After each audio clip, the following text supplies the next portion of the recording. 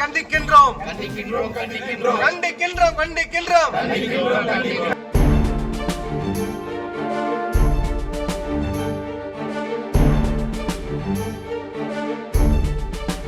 இந்த கோவிலானது இந்து சமய அறநிலையத்துறையின் கீழ் செயல்பட்டாலும் காட்டுமொழிய அனைத்து சமுதாய மக்களாலும் கிராம பொதுமக்கள் ஒத்துழைப்போடு 2010ஆம் ஆண்டு குடமுழுக்கு விழா சிறப்பாக நடைபெற்றது.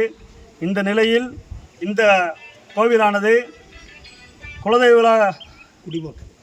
கோவிலாக கொண்டு செயல்படும் நடிகர் வடிவேல் அவருடைய ஒத்துழைப்பின் பேரில் பரம்பரை அறங்காவலராக திரு RCS பாக்கியராஜா என்பவர் கோவிலை கைப்பற்ற முயல்வதாக கிராம பொதுமக்களுக்கு தகவல் தெரிவிக்கப்பட்டு அதனுடைய ஆலோசனையின் பேரில் கிராம பொதுமக்களுடைய ஒத்துழைப்பின் பேரில் இந்த கோவிலானது மீண்டும் கிராம பொதுமக்களுக்கே சொந்தம் என உருவாக்கப்பட்டு இன்றைய தினம் இந்த கோவிலுக்கு புதிதாக தலைவர், செயலாளர், பொருளாளர் அனைவரும் தேர்ந்தெடுக்கப்பட்டு இந்த கோவில் கிராம பொதுமக்களுக்கு மட்டுமே சொந்தம் என கூட்டத்தில் தீர்மானிக்கப்பட்டது.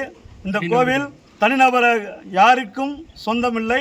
இந்த கோவில் அனைத்து சமுதாய மக்களுக்கும் காட்டுமூடி கிராம பொதுமக்களுக்கு மட்டுமே சொந்தம். இந்த காட்டுப்புறம்போடிக்கு பூர்வீக பாத்தியமான இந்த திருவெட்டுடைய ஐயனார் கோயிலை நடிகர் வடிவேலுக்கும் இது குலசாமி கோயில்.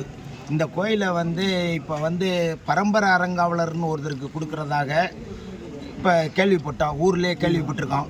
இதை இதுக்கு ஏற்பாடு பண்ணுறது நடிகர் வடிவேலு. அவர் இந்த கிராமத்தை கலக்காமல் கொள்ளாமல் அவர் செய்கிறது இது முறையான செயல் இல்லை. அதனால மொத்த கிராமமும் சேர்ந்து இதுக்கு வன்மையாக கண்டிக்கிறோம்.